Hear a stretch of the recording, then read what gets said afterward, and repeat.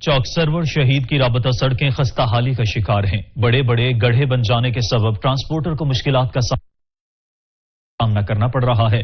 آئے روز حادثات۔ منڈی روڈ خستہ حالی کا شکار ہے۔ انتظامیہ خاموش تماشائی بن گئی۔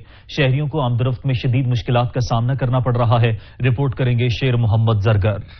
ماناوالا کا ایک واحد سبزی منڈی روڈ عرصہ 25 سال سے ٹوٹ پھوٹ کا شکار ہے۔ بہت سی حکومتیں اور حکمران آئے مگر کسی نے بھی اس روڈ کے بارے میں نہ سوچا۔ ماناوالا کے شہری اس ٹوٹے روڈ کی وجہ سے بہت پریشان ہیں۔ ماناوالا سبزی منڈی یہ بالکل مشہور روڈ ہے مگر یہ عرصہ دراز سے ٹوٹ پھوٹ کا شکار ہے۔